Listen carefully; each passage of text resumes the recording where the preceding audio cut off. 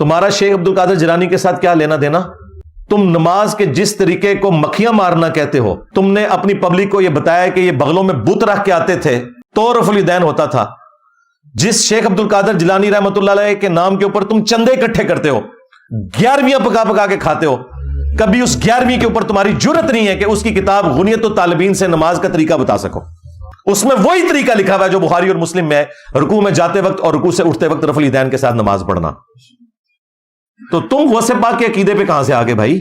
اسی کتاب غنیت الطالبین میں تمہارے غوث پاک نے اور ہمارے عبد القادر جیلانی رحمۃ اللہ علیہ نے تم حنفیوں کو گمراہ جہنمی فرقہ لکھا ہے.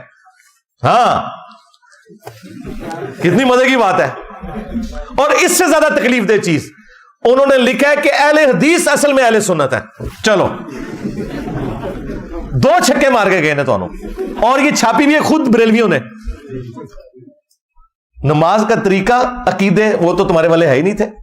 استوا علی العرش کے حوالے سے انہوں نے ان کو جہمیہ لکھا ہے حنفیوں کو، اور اپنا عقیدہ اس میں کلیئر کیا ہے. تو 11ویں کے اوپر کبھی عبد القادر جیلانی کی کتاب غنیت الطالبین سے تم نماز کا طریقہ بتا سکتے ہو؟ 2 ہی ان کے بابے ہیں جی، انٹرنیشنل بابے، باقی تو سارے لوکل ہیں.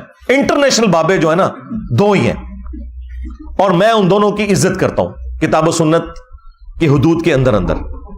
نمبر 1 امام محمد غزالی المتوفا 505 ہجری، اور نمبر 2 شیخ عبد القادر جیلانی المتوفا 561 ہجری.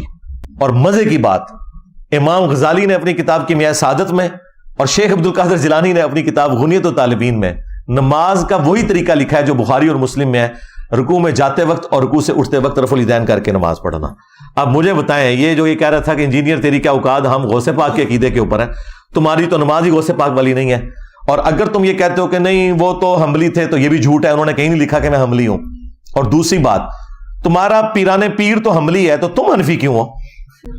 اور پیران پیر کو پوری زندگی یہ پتہ ہی نہیں چلا کہ نماز کا سنت طریقہ کیا تھا جو تم حنفیوں کو سمجھ آ گیا. بتاؤ مرید کی نماز ٹھیک ہے یا پیر کی؟ آپ کو تو کہتے ہیں فنافی شیخ ہو جاؤ، تو کیوں نہیں ابھی تک فنافی شیخ ہوا؟ ہاں، یہ ان کی لینگویج میں انہیں جواب ہے. ہم تو فنافی شیخ ہیں، ہمارے شیخ تو وہ ہیں جن کی قبر مدینے میں صلی اللہ علیہ وآلہ وسلم، جو ہمارے باپ بھی ہیں روحانی طور پہ. النبی اولا بالمؤمنین من انفسہم وازواجہ امہاتہم، نبی مومنین کی جانوں پر ان سے بڑھ کر حق رکھتے ہیں، اور نبی کی بیویاں امت کی مائیں ہیں. لیکن تم فنافی شیخ کیوں نہیں ابھی تک ہوئے کہ تم غوث پاک کی 11ویں جو پکا پکا کے کھا رہے ہو اور تونے بڑھا رہے ہو، کبھی اس 11ویں کے اوپر غنیت الطالبین کھول کے غوث پاک کی نماز کا طریقہ بتایا عوام کو؟ تو یہ بھی تمہارا دعویٰ بالکل غلط نکلا.